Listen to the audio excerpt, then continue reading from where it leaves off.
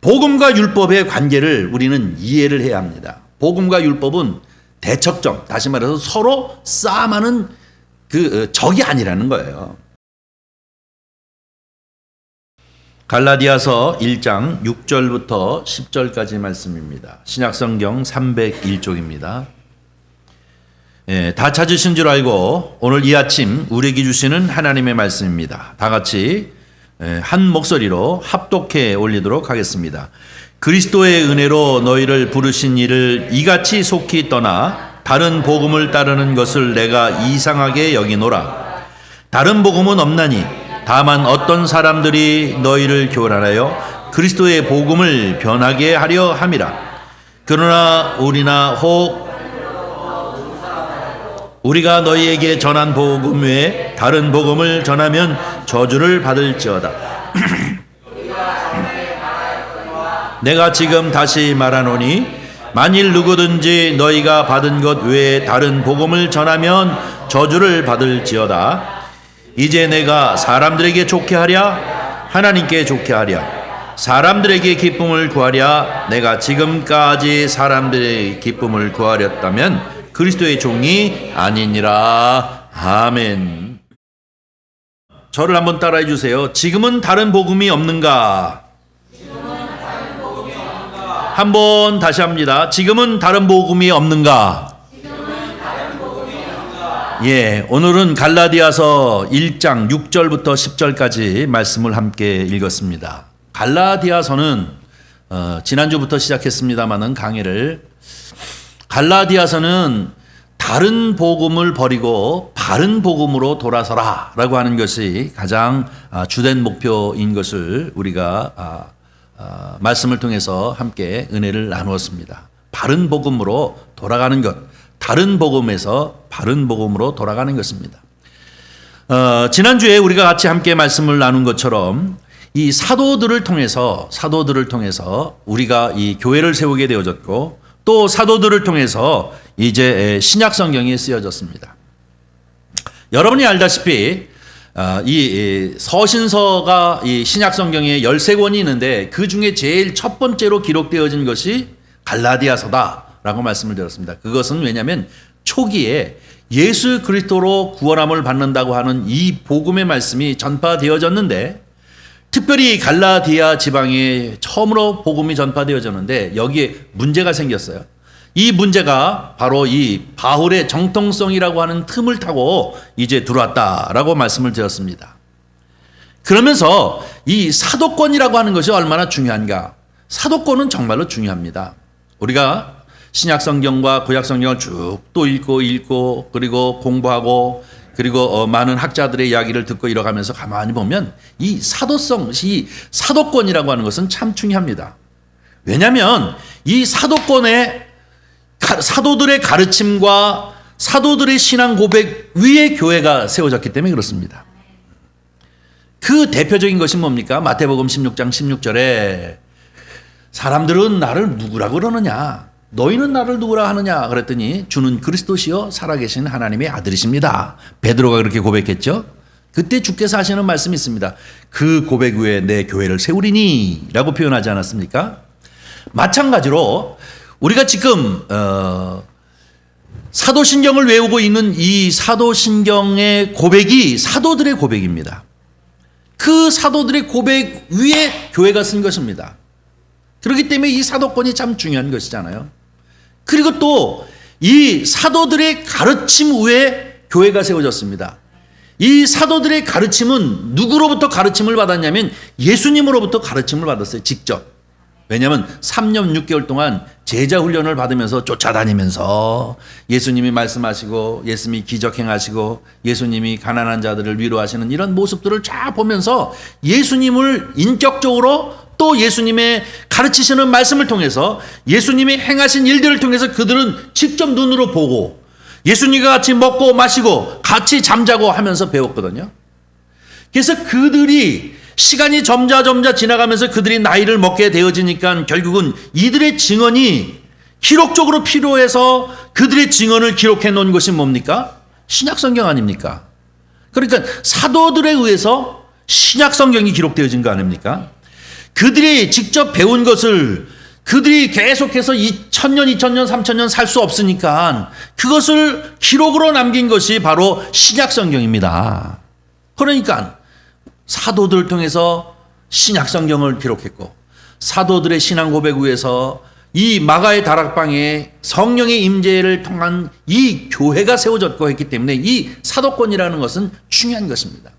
사도가 무너지면 모든 것이 무너지냐. 사도가 없었다면 교회도, 그리고 사도가 없었다면 신약 성경 기록이 쉽지가 않았을 것입니다. 그런 측면에서 바로 이 사도권이 정말로 중요한 것이죠. 그러기에 그 이후에 사도권을 계속 계승한다라는 표현을 쓰지만 사실은 예수님과 함께했던, 예수님께 직접 배우고 예수님의 부활을 직접 목격하고 예수님을 통해서 파송되어진 사람들이 사도입니다. 그 이후에는 사도가 아니죠. 직분자들에 지나지 않는 것입니다. 교황이 됐던 또 교부가 됐던 아니면 천주교에서 얘기하는 사제가 됐던 우리 개신교에서 얘기하고 있는 목회자가 됐던 목사가 됐던 이것은 다 직분자에 지나지 않은 것이고 1세대 바로 예수님에게 직접 받은 사람들이 사도인 줄 믿습니다. 근데 문제는 뭐냐면 이 사도 바울이 문제가 항상 돼서 이 신약 성경의 서신서를 쓰고 있는 이 사도 바울의 서신 맨 앞에 보면 나 사도된 바울은 이 사도를 강조하는 이유는 뭐냐? 바로 이 부분이 핸디캡이 되어져 가지고 자꾸 시비거리가 되어지기 때문에 사도권에 기본하지 아니하는 이 사도 바울의 가르침은 헛된 것이기 때문에 사도성을 강조하는 거란 말입니다. 내가 사도다 하고 이렇게 강조하는 것입니다. 그래서 갈라디아서에는 1장 1절에 보니까 뭡니까? 하나님으로부터 난 것이다. 그러니까 사람에게서 내가 되어진 것이 아니로 하나님으로부터 인정받은 이 사도권을 가졌다. 그런데 여기에 근거는 사도행전 9장이다라는 말씀을 제가 드렸습니다. 자, 사도행전 9장에 또 한 번 말씀하겠습니다만은 사도행전 9장의 이 다마스쿠스, 요즘으로 얘기하는 이 시리아 의 수도이죠. 이 수도가 세계적으로 제일 오래된 수도래요. 2000년 됐으니까요. 2000년 이상 된 거죠. 자, 어떤 이 다마스쿠스 예수를 믿는 사람들을 잡아다가 이제 체포해가지고 가려고 그가 핍박하는 사람으로서 말을 타고 올라가다가 누구를 만납니까? 부활하신 주님을 만나거든요. 부활하신 주님을 만났어요. 그 주님을 목격했잖아요. 그 다음에 또 그분께서 너는 이방인의 선교사로 내가 특별히 세우겠다라고 파송받았어요. 그뿐만 아니라 3일 동안 그가 이제 고꾸라져서 회개하고 금식하면서 예수 그리스도를 통한 가르침을 받았어요. 야, 어떻게 3년 반 동안 배우는데 3일에 배울까? 영적인 것은 쫙 하는 순간에 다 깨닫는 거예요. 왜? 원리를 아니까요. 여러분 그런 경험 있지 않습니까? 답답하게 이 문제를 해결하지 못해요. 성경에 눈 딱 막힌 문제가 딱 해결하지 못해요. 그래가지고 힘들어 하는데 어느 날 기도하면서 딱 보니까 뭐가 탁 하고 해결이 되어지듯 하는지 촉촉촉촉촉촉촉 모든 원리가 짝이 짝 맞춰지는 것 경험하지 않았습니까? 이게 계시예요, 계시. 감추어진 비밀이 드러나 보인 것이 뭐예요? 계시예요. 누구에게 드러나 보인 거예요? 바울에게 드러나 보인 거 아닙니까? 사도들은 3년 반 동안 삶을 통해서 보였지만 그는 어느 순간에 영적으로 그가 깨닫게 되어지는 계시를 주께서 그에게 보여주셨다는 겁니다. 그래서 사도된 바울은 사람으로부터가 아니라 하나님으로부터 인정받는 이 사도된 바울은 내가 너에게 명하노니 너에게 이것을 쓰노니 라고 얘기하는 이유가 여기에 있는 것입니다. 자, 사도권이 이만큼 중요한 것입니다. 자, 그러면 오늘 본문 말씀을 갑니다. 지금은 다른 복음이 없는가? 오늘 저와 여러분이 살고 있는 이 시대는 다른 복음이 없는가? 라고 하는 생각을 하면서 오늘 본문 말씀 6절서부터 10절까지 말씀은 다른 복음은 없다입니다. 없다. 그렇죠? 다른 복음은 없다는 거예요. 근데 여기서 얘기하는 복음은 뭡니까? 예수예요. 복음 그러면 이상하게 생각하잖아요. 영어로는 굿뉴스니 헬라어로는 뉴앙겔리온이 이런 표현을 썼는데 복음이라고 하는 것은 뭐냐면 우리나라도 이 복음이라고 얘기하잖아요. 그럼 다른 거 아니에요. 복된 소식이잖아요. 그래서 우리나라는 마태복음, 마가복음, 그것은 한글 성경으로 보면 마가가 전하는 기쁜 소식. 누가가 전하는 기쁜 소식. 이걸 갖다가 우리는 이게 한문 성경을 갖다가 번역해왔기 때문에 마가 복음, 누가 복음 이렇게 쓰고 있는 것인데요. 자, 이 왜 복음이냐? 이 사복음서를 갖다가 우리가 복음 그러는데 이건 누구에 관한 얘기를 하고 있습니까? 예수님에 관한 얘기예요. 예수님의 탄생과 예수님의 하늘로 올라가시고 다시 오시겠다고 약속하신 것에 관한 것과 그분이 행하시고 가르치신 행적들을 다 그들이 같이 따라다니면서 봤다가 그것을 다 기록해 놓은 것이 복음이에요. 누구를 얘기하고 있는 거예요? 예수. 그러니까 복음은 뭡니까? 예수가 복된 소식이라는 얘기입니다. 왜 예수가 복된 소식이에요? 예수 믿으면 구원받으니까. 왜? 죄인이 그리스도의 보혈로 나를 대신해서 예수님이 죽으신 그 피의 보혈로 정결케 되어진다고 하는 소식이 바로 복된 소식 아닙니까? 그렇기 때문에 우리는 복음 얘기하지만 복음 곧 예수를 말하는 것입니다. 그런데 이 갈라디아 지방에 있는 교회들이 크게 병이 든 이유가 무엇입니까? 오늘 본문 말씀 한번 올라가 보겠습니다. 6절 한번 보겠습니다. 6절만 보겠습니다. 자, 읽습니다. 시작. 그리스도의 은혜로 너희를 부르신 이를 이같이 속히 떠나 다른 복음을 따르는 것이 내가 이상하게 하기노라. 그리스도의 은혜로 너희를 부르셨다. 바로 예수님의 은혜로 예수님의 말씀으로 너희를 불렀는데 이것이 곧 복음이어서 그 너희가 복음을 받아들였는데 이를 속히 떠났다는 얘기예요. 거기서 벗어나 버렸다는 얘기예요. 왜? 다른 복음을 따르는 것을 내가 도대체 나는 이해할 수 없다는 얘기입니다. 사도 바울이 도대체 이해할 수 없다라고 얘기하는 것입니다. 자, 그러면 오늘 이 본문 말씀을 이해하기 위해서 우리는 한 가지를 분명히 해결하고 넘어가야 합니다. 한 가지 해결하고 넘어가야 할 것은 뭐냐면 복음과 율법입니다. 율법, 다시 말해서 갈라디아 교회 성도들에게 자꾸 시험 들게, 다시 말해 교회적 표현이지만 자꾸 믿음에 문제를 야기시키는 사람들이 있었는데 그들이 무엇을 더 가르쳤냐고 했습니까? 율법과 할례를 가르쳤다는 겁니다. 예수만 믿어가지고는 구원이 안 돼. 거기에 뭐예요? 율법도 지켜야 되고 할례도 받아야 돼 하고 더 붙였다는 얘기입니다. 이 사람들은 완전히 정통 유대인이 아니라 이미 기독교를 전향했음에도 불구하고 아직 그 습성을 버리지 못한 이들이 이 사도 바울의 가르침에 더 덧붙이는 일들을 행했기 때문에 이 이방인에 속했던, 다시 말해서 유대인이 아닌 이방 사람들이잖아요. 이 지금의 터키 지역이니까 이 사람들이 복음을 받아가지고 막 기뻤다가 그들이 자꾸 얘기하면서 그 덧붙이는 문제 때문에 마음이 무거워지기 시작했다는 것입니다. 근데 사도 바울이 난 도대체 니네들 이해하지 못하겠다. 내가 전한 것은 심플한데 왜 다시 덧붙이는 거에 쏠깃해가지고 너희가 마음에 힘들어 하느냐라는 얘기죠. 도대체 이해하지 못한다라고 하는 것을 얘기하고 있는 것을 보게 되어지는데요. 자, 그렇다면 율법이라는 것이 과연 무엇이냐? 복음과 율법. 복음과 율법의 관계를 우리는 이해를 해야 합니다. 복음과 율법은 대척점, 다시 말해서 서로 싸움하는 그 적이 아니라는 거예요. 그런데 자꾸 율법을 갖다가 나쁘다고 얘기하니까 이게 싸움가 율법은 이게 아주 그냥 못돼 먹었어 하고 자꾸 이렇게 받아들이려고 하는 경향이 있는데 사실은 그렇지 않습니다. 율법과 복음은, 예수님과 율법은 서로 대치하는 대처점에 있는 것이 아니라 복음서도 얘기하잖아요. 예수님 뭐라고 얘기해요? 나는 율법을 폐하러 온 것이 아니라 어떻게 해요? 율법을 완성시키러 온 거예요. 완전하게 하기 위해서 온 거라는 거예요. 대척이 아니잖아요. 싸움하는 게 아니라 뭐예요? 관계가 있는 거예요. 상호관계를 갖는 거예요. 보완하는 상호관계가 있는 게 율법과 복음인 줄 믿습니다. 자, 그러면 율법은 과연 무엇이냐? 율법이라고 하는 것도 하나님이 모세를 통해서 우리에게 주신 구원의 방편입니다. 그렇죠? 그 율법의 말씀을 통해서 그들이 성전에 가서 이 양의 피를 통하여 피 제사를 드림으로 말미암아 한시적인 구원의 길을 연 것 아닙니까? 그렇기 때문에 율법도 하나님께서 이제 우리에게 주신 구원의 한 방편으로 주신 것이죠. 자, 그런데 이 율법이 핸디캡이 있단 말입니다. 어떤 핸디캡이 있냐? 다 지켜야지 되는 거예요. 다 지켜야만 된다는 것입니다.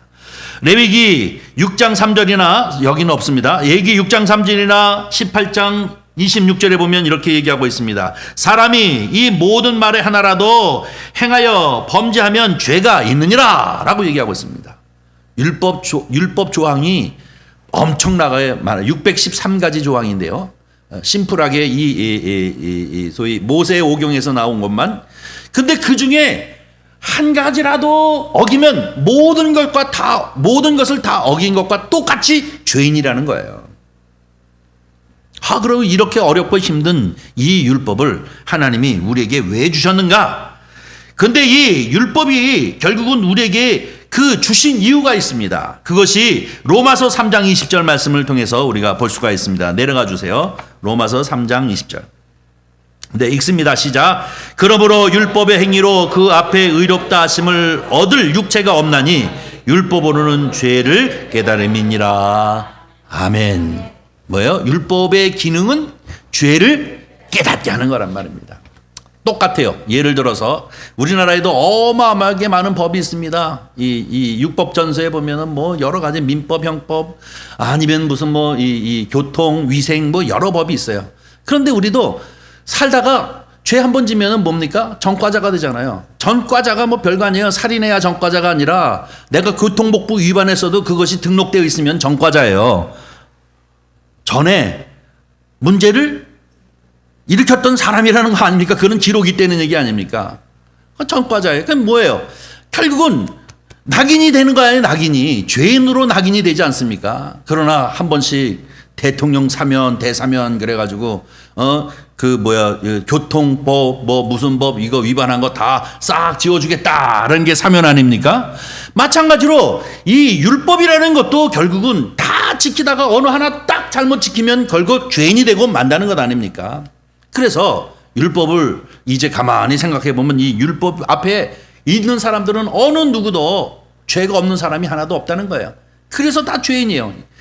예수 믿는 사람들은 나는 죄인입니다. 나는 죄인입니다. 기도할 때마다 맨날 용서해 주세요. 용서해 주세요라고 얘기하는데 율법 앞에는 모두 다 죄인입니다. 깨끗한 사람이 있을 수가 없어요. 가능하지가 않아요. 그래서 많은 사람들이 이 율법 앞에는 항상 죄인임을 고백하지 않습니까? 이 사도 바울도 나는 이제 로마서 7장 같은 데 보면은 죄인 중에 괴수다라고 얘기하지 않습니까? 나는 진짜 죄가 많은 사람이다라고 얘기합니다. 다윗도 시편에 보면 나는 어머니 모태로부터 죄로부터 난 자다라고 이렇게 고백합니다. 이사야서 6장을 보면 이사야는 하나님을 뵙고 난 후에 그는 화로다 나는 이제 죽었다. 거룩하신 일을 봤으니 내가 이제 죄인이니까 내가 죽었다라고 이렇게 고백하고 있게 되어집니다. 자, 그러니 율법의 기능은 뭡니까? 모든 사람이 요거는 죄를 가르치는 기능을 하는 것이 율법의 기능이에요. 그러면 율법은 그러면 복음은 뭡니까? 그 죄 있어? 그 죄를 뭐예요? 용서해 주시겠다는 거 아닙니까? 예수 그리스도의 피로 용서해 주시겠다라고 하는 것이 바로 이 복음의 기능임을 우리는 볼 수가 있습니다. 그런데 문제는 뭐냐면 이 유대인들이 북이스라엘이 멸망받고 난 다음에 남유다도 멸망을 받게 되어집니다. 그러면서 그들이 다 포로로 잡혀가가지고 페르시아로 이제 가게 되어지죠. 바벨론, 페르시아 제국, 바벨론 제국 이쪽으로 포로로 잡혀가지고 오래오래 살게 되어지는 과정에 그들이 이 죄를 회개할 수 있는, 죄를 씻을 수 있는 성전 제사를 드릴 수가 없게 됐어요. 그죠? 멀리 포로로 잡혀갔으니까 자기 나라로 돌아올 수가 없어요. 그러니까 그들이 강화한 게 무엇입니까? 율법을 강화시킨 거예요. 그래, 포로기에 만들어진 것이 탈무드, 포로기에 만들어진 것이 미시나 이런 겁니다. 어떻게 하면 우리가 더 말씀이라도 그러니까 다시 말해서 율법이라도 더 잘 지킬 수 있을까 하는 연구를 계속했던 랍비들이 만들어 놓은 책들이지 않습니까? 그렇기 때문에 그들은 성전 제사를 할 수 없는 상황이니까 말씀을 자꾸 강화시켜서 결국은 이 율법주의자가 되어져 버리고 말았기 때문에 예수님 당시에 이들이 상당히 어려움을 겪게 되어지는 것입니다. 그러면 오늘 이제 우리가 생각해 보려고 하는 것이 갈라디아서 2장 16절 말씀 한번 보겠습니다. 갈라디아서 2장 16절 읽습니다. 다 같이. 사람이 의롭게 되는 것은 율법의 행위로 말미암음이 아니요 오직 예수 그리스도를 믿음으로 말미암는 줄을 알므로 우리도 그리스도 예수를 믿나니 넘어가서 이는 우리가 율법의 행위로서가 아니요 그리스도의 믿음으로써 의롭다 함을 얻으려 함이라. 율법의 행위로서는 의롭다 함을 얻을 육체가 없느니라. 바로 이것이 복음입니다. 예수로 구원을 얻게 하려 함이라. 예수로 어떻게 구원을 얻어요? 예수님이 우리의 죄를 다 담당하시고 십자가에 못 박아 죽었기 때문에 그렇습니다. 그렇기 때문에 우리는 그것을 믿으면 구원을 얻는다는 것이 복음이에요. 복된 소식이라는 것입니다.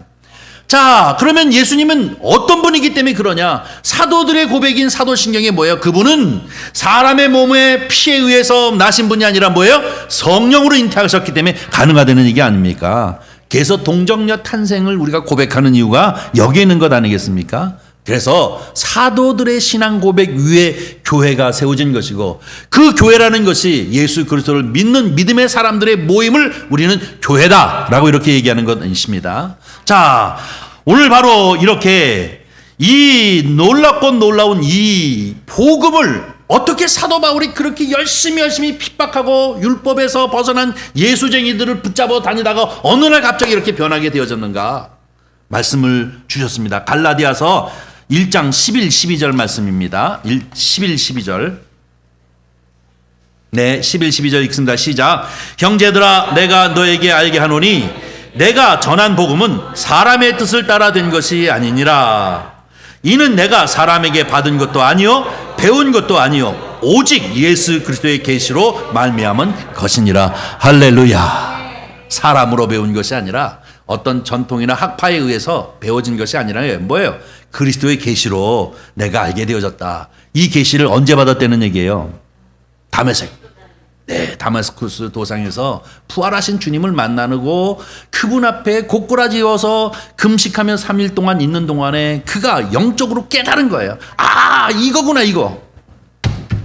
내가 지금 여태까지 수고하고 애쓰고 나보다 더 훨씬 나이가 많은 영갑자들보다도 더 열심히 핍박자로 있었던 것이 이게 진짜 미친 짓이구나 하는 것을 그가 깨달은 거예요. 무엇으로? 계시로.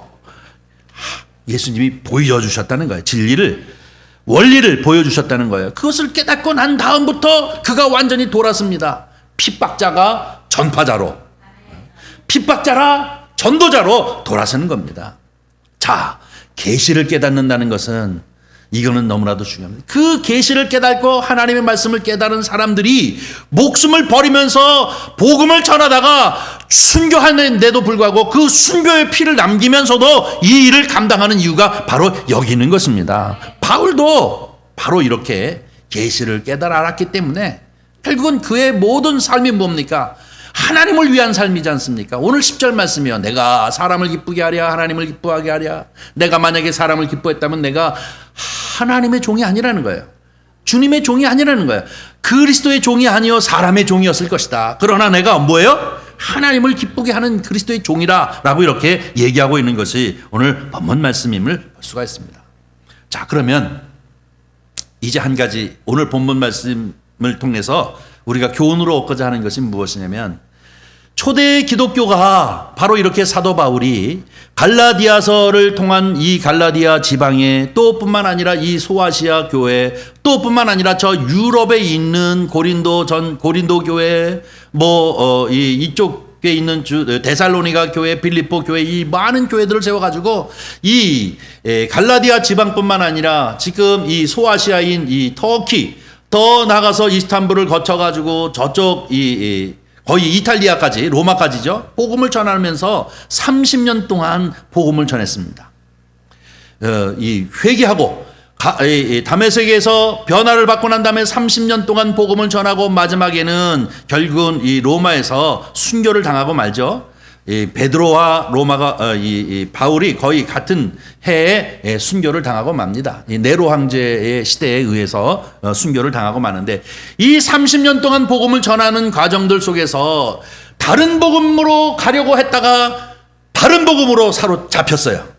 그래서 교회가 기초가 섰어요. 초대 기독교회가 기초가 딱 섰습니다. 그 외로 로마가 이제 국교화되어지면서 313년 이제 국교화되어지면서 기독교가 딱 섰는데 그 이후로 약 한 1000년이 흘러가면서 문제가 생기기 시작한 것이 뭡니까? 또 다른 복음이 들어온 대표적인 것이 뭡니까? 속죄장입니다. 인덜전스라는 속죄장이 다른 복음입니다. 이때 당시는 십자가 군례 때문에 전쟁을 하도 많이 해가지고 결국은 이 교황의 재정이 이제 완전히 다 떨어진 상황이 되어졌고 거기다 또 베드로 성전을 수축해야 될 그런 상황임에도 불구하고 결국은 돈이 충당할 만한 돈이 없었기 때문에 그 교황으로부터 시작하는 이 교권주의자들, 다시 말해서 이 성직자들이 그 고안에서 생각해낸 것이 뭐냐면 속죄장이란 말입니다. 예수만 믿으면 구원받는 것이 아니라 구원을 받기는 받되 아직에도 천당도 아니고 지옥도 아니고 연옥이라는 곳에 딱 있게 되어지는데 바로 후손들이 공적을 쌓으면 그리고 후손들이 이 속죄장을 이제 사기만 하면 그 연옥에서 천국으로 올라간다라고 하는 괴이한 교리를 만들어 놔서 결국은 뭡니까? 재정을 걷어들여 가지고 이것을 충당하려고 하는 법을 만든 것이 바로 이 속죄장입니다. 이것이 결국은 또 뭐예요? 다른 복음이 되어져 버렸죠. 예수 그리스도로 말미암아 구원을 얻는다고 하는 이 심플한 복음의 말씀 예수 그리스도가 구원이라고 하는 것에 대하여 또 하나 덧붙여버리게 말았습니다. 그래서 이것 때문에 결국은 이 신부였던 사제였던 이 마틴 루터가 이거는 아니다.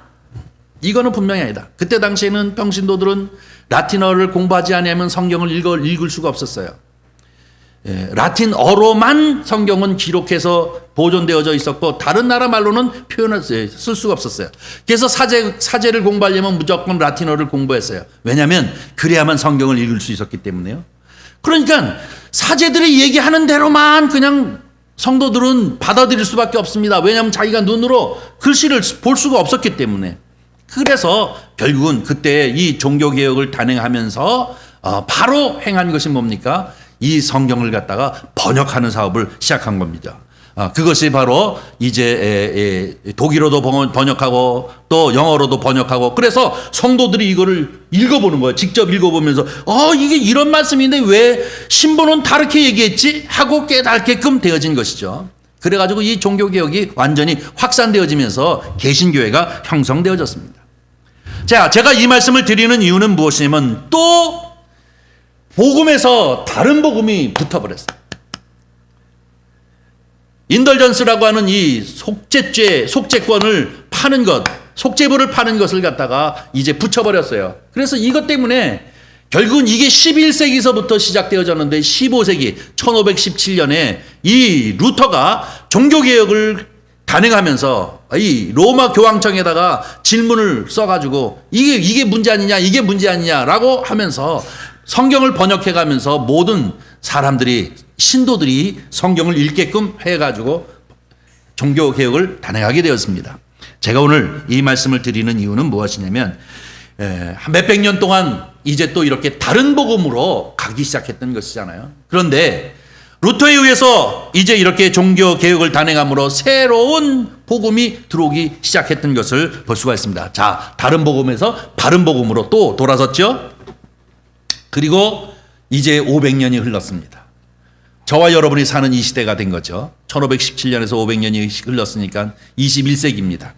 저와 여러분이 사는 이 오늘의 시대에 과연 이 초대 교회 때는 율법과 할례 때문에 고통을 당했고 중세 교회 때는 이 면죄부라고 하는 속죄부라고 하는 것 때문에 결국은 많은 이 암흑기를 종교의 암흑기를 경험했었는데 오늘날에는 어떠한가요? 오늘날에는. 그럼 오늘날에는 어떠한 말씀을 가지고 우리가 우리 스스로를 자꾸 돌아봐야 하느냐? 오늘 10절 말씀입니다. 하나님을 기쁘게 해야 하느냐? 사람을 기쁘게 하느냐? 이것이 가장 우리에게 있어서 언제나 중요한 문제임을 우리는 기억해야 될 줄 믿습니다. 자, 우리 신앙이라는 것이 항상 바른 복음 가운데 서야 될 줄 믿습니다. 예수 그리스도를 믿는 믿음 안에 심플하게 그분을 믿는 믿음 안에서 우리가 구원함을 얻고 진리를 알지니 진리가 너희를 자유케 하리라 라고 하는 이 진리라고 하는 것이 무엇이냐? 철학이 아니라 예수라는 얘기예요. 예수를 알면 우리는 자유하게 되어진다는 거예요. 모든 억압으로부터 자꾸 덧붙여서 우리를 누르려고 하는 데서부터 노임을 받게 되어지는 자유를 누리는 겁니다. 믿습니까? 그래서 예수 믿는 사람은 얼굴이 환해야 돼요. 예수 믿는 사람이 기쁨이 넘쳐야 돼요. 왜 자꾸 눌려서는 안 됩니다. 왜냐하면 예수 그리스도를 믿는 믿음 안에서 우리는 다 구원함을 얻는 자유를 누렸기 때문에 그렇습니다. 그래서 여기다 자꾸 엎어쓰는 일들을 자꾸 해서 결국은 우리를 무겁게 만드는 경우가 이단들이 다 그런 거 아닙니까? 이단 그러면 여러분 뭡니까? 달을 이지에다가 끝단자예요. 끝이 다르다는 거예요. 성경 공부하십시다. 그래가지고 가서 보면 뭐 성경은 이렇게 하고 이렇게 하면 기성교회보다도 더 잘 가르쳐줘. 그렇죠? 근데 끝에 가서 뭐라 그래요? 그분이 나야. 뭐 이렇게 이래가지고 지가 교주되는 거 아닙니까? 결국은 신나게 가르쳐 놓고 맨 끝에 가가지고 그게 나라는 거예요. 그게 나 아닙니까? 그게 나. 기도해봐. 그게 나야. 깨달음이 있을 거야. 있을지어다. 뭐 이래가면서 이렇게 끝이 달라지는 거예요. 이 끝이 달라지는 것인데, 자, 제가 오늘 이 얘기를 말씀을 통해서 우리가 함께 은혜를 나누고자 하는 것은 뭐냐면 이 팀 켈러라고 하는 사람이 쓴 여러 책들이 있습니다. 이 영적인 지도자입니다. 이 사람이. 그런데 그분이 쓴 책 중에서는 내 안에 우상이 있다라는 내 안에 우상이라는 책이 있습니다.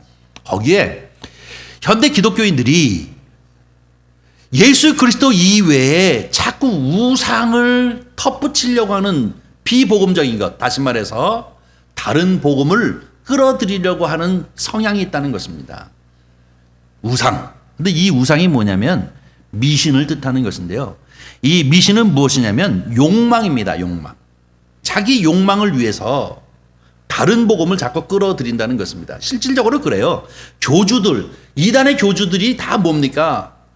자기 욕망을 위해서 헛짓하는 거 아닙니까? 결국은 자기 욕망을 위해서 헛짓하는 것입니다. 욕망을 위해서 자기 욕망을 위해서 끌어들인다는 것입니다. 우리는 이것을 분명히 분별할 줄 알면 이단에 빠질 이유가 하나도 없어요. 그런데 이 욕망에 같이 사로잡히게 되어지면 이상하게 이 우상 미신에 빠져버리는 것입니다. 근데 한 가지만 기억해 하십시오. 이 미신이라고 하는 게 뭔 줄 아십니까? 이 미신이라고 하는 것은 결국은 어떤 특성을 가지고 있느냐면 이 미신은 내가 가지고 있는 수단과 방법을 가지고 이 신을 살살살살 꼬드겨서 내 편 만드는 게 이게 미신이에요. 그렇죠? 2천만 원짜리 굿 한 번 딱 하면 무슨 신이 네 편 들어가지고 너 복 줘. 그래가지고 당당당당당당 그러면서 뭐예요?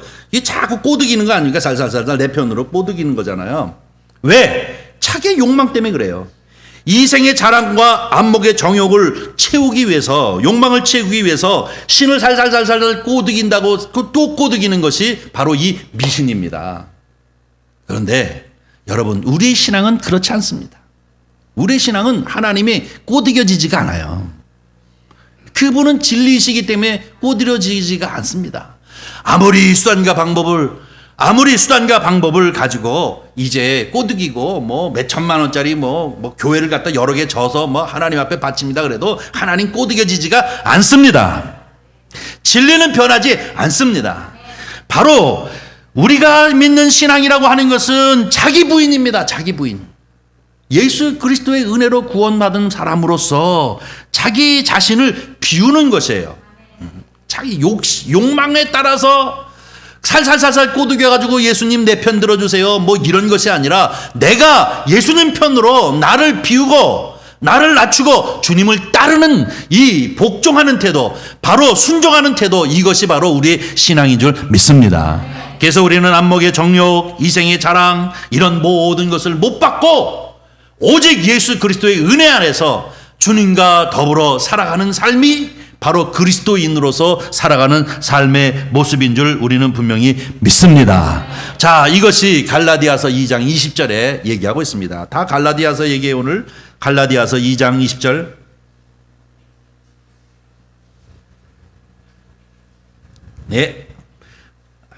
네, 읽습니다. 시작.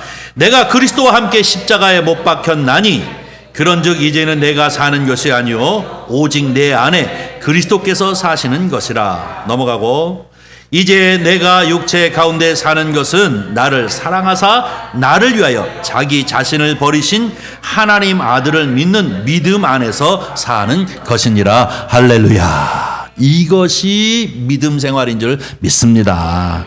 내 욕망을 위해서 하나님을 내 꼬붕으로 만들려는 우상과 같은 미신을 믿는 신앙은 다 버려야 합니다. 이것은 바른 복음이 아닙니다. 그것은 다른 복음입니다.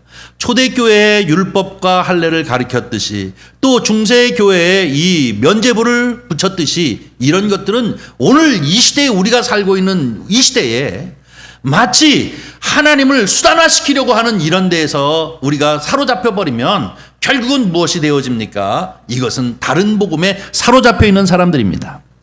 이것은 버려야 합니다. 개혁해야 합니다. 그리고 갈라디아서 2장 20절 바로 십자가.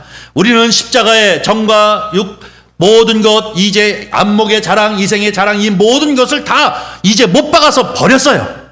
그러므로 우리는 오직 그리스도를 위하여 그리스도와 함께 더불어 살아가는 사람, 이것이 바로 그리스도인의 삶의 모습인 줄 믿습니다. 사도 바울이 오늘 이 갈라디아 교회를 통해서 6절서부터 10절을 통해 가지고 얘기하는 것이 뭡니까? 하나님을 기쁘게 하랴 사람을 기쁘게 하랴. 내가 만약에 사람을 기쁘게 했다면 나는 그리스도의 종이 아니니라. 이 얘기는 뭡니까? 내가 만약에 사람을 기쁘하는 일에, 기쁘게 하는 일에 하나님을 수단화시키고 예수를 수단화시켰다면 나는 그리스도의 종이 아니라 사람의 종이니라 라는 것 아닙니까? 저와 여러분의 바른 신앙은 무엇이냐? 여러분과 제가 갖는 바른 복음에 선 신앙의 신앙 고백은 무엇입니까? 오직 예수 그리스도인 줄 믿습니다. 예수 그리스도 진리를 알지니 진리가 너희를 자유케 하리라 하시는 이 주님의 말씀을 우리는 늘 마음에 잡고 우리의 욕망을 채우기 위한 신앙을 수단화시키는 것이 아니라 나를 위해 십자가에 달려 죽으신 주님은 그분을 믿을 뿐만 아니라 그분의 가르침을 따라서 나를 복종시키는 것, 그를 따르는 것이 우리의 신앙의 요체임을 믿고 저와 여러분은 언제나 우리 마음 가운데 기쁨이 그리고 또 감사가 넘치시기를 주의 이름으로 간절히 축원합니다. 욕망에 사로잡히면 감사가 없어요. 왜냐하면 욕망은 자꾸 변하니까요. 욕망은 보십시오. 이제 좋은 외제 승용차를 사면은 맨 처음에는 기쁜지 모르지만 그 다음에 또 다른 거 사고 싶어가지고 욕망은 자꾸 변해요. 그렇기 때문에 감사가 없어요. 욕망대로 하다가 잘 안 되면 뭡니까? 원망과 그리고 다른 사람들한 질타밖에 없어요. 그러나 그리스도 안에서 믿음 안에서 거듭나서 오직 십자가의 은혜로 살아가는 사람들은 어느 상황이 돼도 감사가 넘칩니다. 어느 상황에도 기쁨이 넘칩니다. 왜냐하면 욕망으로 사는 것이 아니라 그리스도와 같이 함께 못 박았으니 우리는 정과 육과 욕을 다 이제 못 박은 사람들입니다. 주님을 기쁘시게 해드리는 것이 나의 기쁨이고 감사합니다. 그러면서 주님의 은혜로 살아가는 것이 나의 오늘의 삶이구나 하는 것을 생각하니 얼마나 감사가 넘칩니까? 얼마나 기쁨이 넘칩니까? 이것이 진리 안에서 자유케 하는 은혜의 삶을 살아가는 성도들의 삶인 줄 믿습니다. 저와 여러분은 이 갈라디아서를 통해서 확실히 복음, 예수 그리스도를 붙잡는 은혜가 있기를 주의 이름으로 간절히 축원합니다. 기도하겠습니다. 자비로우신 아버지 하나님, 주님의 은혜와 사랑을 진심으로 감사합니다.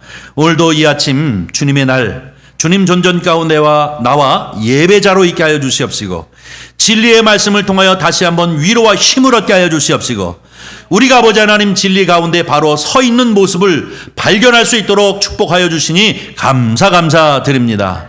우리가 아버지 하나님 언제나 가차없이 다른 복음이 있다면 이제 아버지 하나님 잘라버리게 하여 주시옵시고 오직 예수 그리스도의 복음 가운데 충만해서 좌로나 우로나 치우치지 아니하고 진리 가운데 굳건히 서서 주님 앞에 영광 돌리며 살아가는 저희들이 되어지도록 주님 은총 베풀어 주시옵소서. 주께서 함께하여 주시기를 간절히 원하오며 우리 구주 예수님의 이름으로 기도하옵나이다. 아멘.